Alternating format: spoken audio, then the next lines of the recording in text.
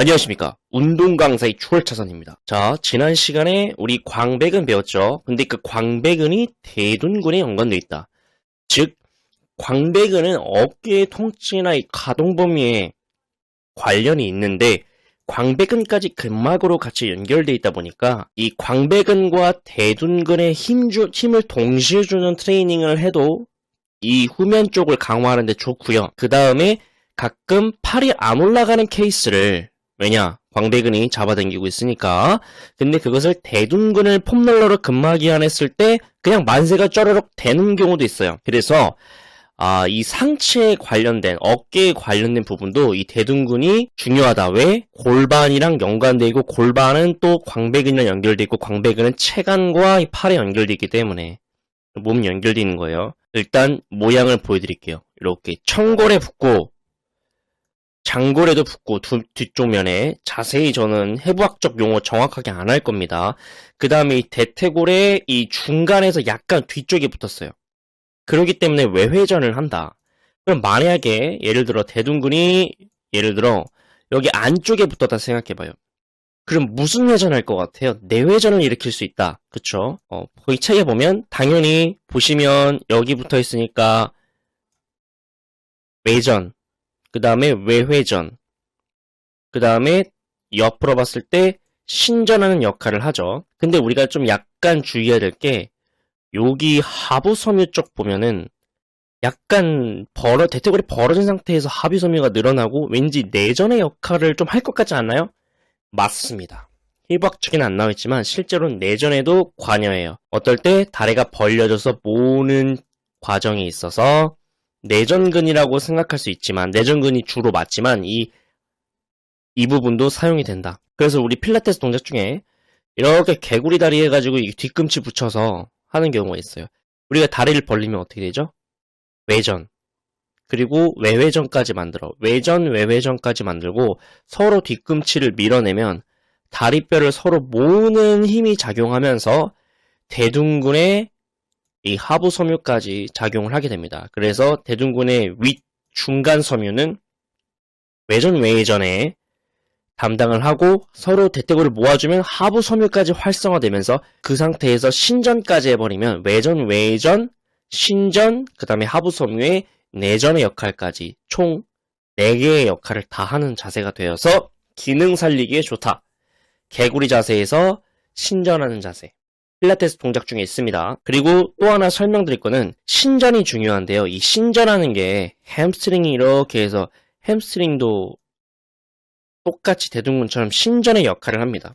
근데 문제는 뭐냐면 대둔근의 역할을 못하고 햄스트링의 근 활성도가 올라가면 이놈이 더 일을 많이 하게 되면 이 대퇴골두의 모양이 변한다는 게 문제예요. 자 보세요. 햄스트링이랑 대둔근이랑 봤을 때 이 관절은 원래 관절의 중심에서 놀아야 되는데 근육이 이 관절에 더 가까이 있는 녀석이 대둔근이잖아요. 햄스트링은 좀 멀리 있잖아요. 근데 이 대둔근의 기능을 살리지 않은 상태에서 신전의 역할과 햄스트링만 강화를 계속 시키게 되면 대둔근의 근 활성도는 계속 떨어지고 일을 못하게 되고 결국 대퇴골의 모양이 살짝 앞으로 이동되는 그걸 대퇴골 전방활주라고 하는데 즉 햄스트링이 더 일을 많이 하게 돼서 이렇게 되는 거예요. 그래서 여러분들은 반드시 운동을 시킬 때 대둔근의 활성을 먼저 시켜놓고 왜? 관절의 중심화를 후면에서 이루어주는 녀석이니까. 그래서 대둔근의 활성화를 기능을 살린 상태에서는 하체 운동 어떤 걸 시켜줘도 돼. 근데 그게 안 된 상태에서 어떤 거를 시키게 되면 문제가 될 수 있다. 그래서 뒤에서는 대둔근이 잡고 있고 앞쪽에서는 나중에 배우겠지만 장요근이 서로 관절의 중심화, 이 관절에 속해 딱 끼어들 수 있게끔 뒤에선 대둔근, 앞에선 장요근이 버텨주고 있다. 장요근도 마찬가지죠. 장요근의 기능을 상실하면 대퇴직근이 일을 많이 하게 되겠죠. 그러면 또 여기에 변이가 일어나게 되겠죠. 그래서 앞에선 대퇴직근, 뒤에선 햄스트링이 서로 줄다리기 관계, 이 관절의 중심화, 그 다음에 안정화는 뒤에선 대둔근, 앞에선 장요근 이렇게 돼 있다. 그리고 여러분 대둔근이 몸의 중심을 연결해주는 되게 중요한 근육이라고 했잖아요. 플러스 뭐가 되냐면 무릎이 아프든 발목이 아프든 하체에 관련된 증상들을 보면은 결국에는 얘가 못 써서 나타난 거라는 거예요. 여기 뭐 나중에 대퇴근막장근, 장경인대 뭐 이런 것도 보지만 장경인대랑 뭐 대퇴근막장근이랑 이런 조그만 근육을 트레이닝하지 않을 거예요. 자, 생각해보세요. 조그만 녀석들의 막 그쪽에 통증이 일어나고 짧아진 이유는 과연 왜일까요? 바로 이런 주된 큰 근육들이 일을 못하기 때문에 작은 녀석들이 피해를 보는 겁니다. 그래서 작은 녀석들에 너무 초점이 맞춰져 있지 말고 왜 작은 녀석들이 활성화되고 왜 통증이 생기지? 바로 대둔근의 역할을 못하기 때문이구나. 큰 근육의 역할을 못하기 때문이구나. 그래서 트레이닝을 큰 근육이 잘 사용할 수 있는 환경을 만들어주고 큰 근육의 운동을 해준다면 작은 근육들은 알아서 따라온다. 이거를 뭐라고 하냐면 편승법칙이라 해요. 편승법칙. 편승법칙. 작은 에너지는 큰 에너지에 따라간다라는 거예요. 그래서 호흡도 큰 에너지이기 때문에 호흡으로도 허리 통증 치료하는 기법도 있고 호흡으로 뭐 심적인 것들 그다음에 호흡으로 하는 것도 많죠. 즉 큰 에너지를 통해서 작은 에너지들이 따라와서 알아서 같이 치료되게 하는 거. 네, 그래서 이 편승법칙에 의해서 큰 숲이라는 호흡을 보지 않고 먼저 좀 더 작은 숲을 본다고 하면 이 하지에 관련해선 대둔근을 봐야 된다. 그리고 상체에 대한 것도 대둔근의 기능을 살려줘야 된다.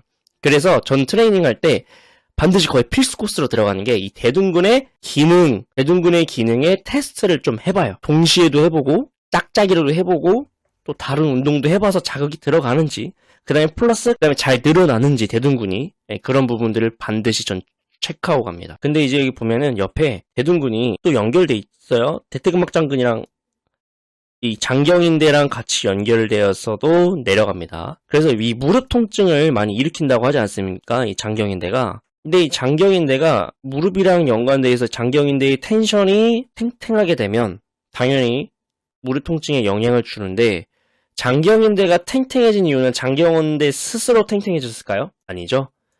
장경인대 앞쪽으로는 대퇴근막장근이 있고요. 뒤쪽으로는 대둔근이 있죠. 대둔근이 기능을 상실하거나 텐션이 높아져도 장경인대를 끌어당기기 때문에 여기 텐션이 걸린다. 그래서 폼롤러로 여기서부터 여기 푸는 거 많이 하죠? 그게 중요한 게 아니라 앞에 있는 대퇴근막장근이나 대둔근의 기능이라든지 가동범위 잘 늘어나는지를 회복해주면 장경인대도 자연스럽게 텐션이 떨어지고 즉 무릎에 대한 텐션도 떨어진다. Got it? 오케이. 자, 이렇게 쉽게 접근하시면 됩니다. 다음은 오늘은 대둔근입니다. 자, 지난번에 광배근이랑 대둔근이랑 같이 연결됐다고 했죠. 자, 근데 대둔근을 보시게 되면 옆으로 잠깐 돌아보실게요. 여기서 자, 책에 보시면 외전, 외회전, 신전이라고 되어 있어요. 뭐 외전은 당연히 발을 벌리는 거고 그 다음에 외회전은 다리뼈를 바깥으로 돌리는 건데 여기서 신전의 역할이 중요합니다. 자, 보세요. 다리 들어보세요. 한 발. 자, 여기 이 굴고 간 상태에서 이 상태에서 중립으로 갈 때도 대둔근이 신전작용을 한 거고 중립에서 더 뒤로 가보세요. 이랬을 때도 신전 아니 더 엉덩이 킥백 시작. 더 뒤로 가보세요. 이 상태에서도 엉덩이가 신전한 거예요. 그러니까 여기서부터 이 범위가 다 엉덩이가 작용하는 신전인데 운동은 이제 두 개로 나눴죠. 그래서 골반이 전방경사, 오리궁뎅이가 되면서 하는 엉덩이 운동이 있고 방금과 같이 다시 해보세요. 킥백. 아니. 그렇지. 이런 식으로 골반이 전방경사 되면서 하는 엉덩이 운동이고 자, 그리고 대둔근 하면 이제 또 헷갈리는 게 대둔근은 안 그래도 골반에 영향을 받다 보니까 골반에 전방경사 해보세요. 골반에 전방경사 하면 엉덩이가 우리가 해박치게 보듯이 여기서 이렇게 연결되어 있는 게 늘어나게 되죠. 후방경사 해보세요. 후방경사는 아누리 엉덩이 했을 때는 엉덩이가 짧아지게 되는 형태를 나타내게 됩니다. 그럼 짧아지면 강해진 거고 늘어나면 약한 건가? 그렇게 이제 접근하지 마시고 이렇게 접근하시면 됩니다. 길어진 엉덩이 근육이 늘어난 기능의 상실, 엉덩이 근육이 짧아진 기능의 상실. 자, 후방경사 해보세요. 후방경사 하면 엉덩이 근육이 길이가 가까워진 짧아진 기능 상실.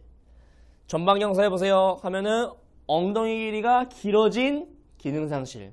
즉 전방경사는 후방경사든 체형이든 엉덩이를 다 강화를 시켜줘야 되는데 좀 체형에 맞게 다르게 가르쳐줘야 된다.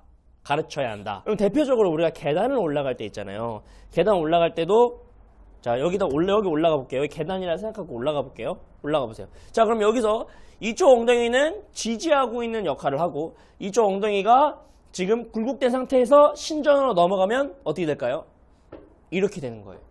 근데 이 문제는 뭐냐면 바로 엉덩이가 보행이라든지 계단 올라갈 때든지 엉덩이가 가장 좀 힘을 많이 써줘야 되는데 이쪽에 있는 기능이 상실을 하면 이런 무릎이나 이런 발목이나 이런 쪽으로 체중이 더 많이 실리게 되고 이런 데가 일을 많이 한다는 거죠. 그래서 통증이 발생되는 거예요. 이쪽도 봐주긴 하지만 결국 이놈이 걸고 약화되어 있어서 나타날 통증이 많다라는 거예요. 자, 내려오시고. 그래서 건강한 근육이란 뭐냐면요, 무조건 강하게 힘이 잘 들어온다고 해서도 정상이 아니라 힘이 잘 들어오면서 동시에 각도가 정상 각도가 나오는 거. 늘어날 때는 잘 늘어나주고 힘쓸 때는 잘 힘써주는, 그게 건강한 근육이에요. 늘어날 때는 엄청 잘 늘어나는데 힘쓰는 운동했더니 자극을 못 느껴. 건강한 게 아닙니다. 근데 힘쓰는 거 엄청 잘 느껴. 근데 늘어나는 건 하나도 안 늘어나. 그것도 건강한 근육이 아닙니다. 그래서 엉덩이라든지 뿐만 아니라 모든 근육이 다 기능을 잘 해야 돼요. 즉 늘어날 때는 잘 늘어나주고 힘쓸 때는 또 잘 힘써주는, 그게 바로 건강한 겁니다. 그러니까 무조건 힘 잘 쓴다고 해도 건강한 게 아니고 무조건 잘 막 유연하게 발레리나처럼 늘어난다고 해서. 자, 대표적인 엉덩이 테스트인데요. 엉덩이 들어보실까요? 브릿지 테스트 했을 때 좌측이랑 우측이랑 엉덩이 힘이 어떻게 진행되는지를 확인해보고, 그리고 허벅지 뒤쪽이나 허리 쪽에 힘이 들어간다면 아, 이 사람은 엉덩이 기능이 지금 좀 상실돼 있구나 라고 판단할 수 있어요.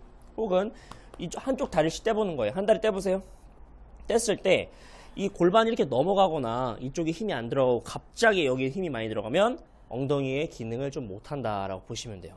그래서 이런 식으로도 좌측, 우측을 따로 검사할 수도 있고 동시에 처음에 들었을 때도 검사할 수가 있습니다. 즉 처음에 검사하고 엉덩이 들어보세요. 했을 때 힘이 안 들어가, 내려가세요. 허리나 허벅지 뒤에 들어가. 그럼 1차적 문제. 그럼 좌측, 우측 중에 어디가 더 문제지? 라고 판단할 때는 들어서 한 발씩 떼보는 거예요. 이쪽 떼보고 저쪽 떼보고 해서 어디가 더 잘 안 되세요? 판단하는 겁니다. 오늘은 해부학 시간이니까 자세한 트레이닝 내용이랑 해결하는 거는 차차 나가는 걸로 할게요.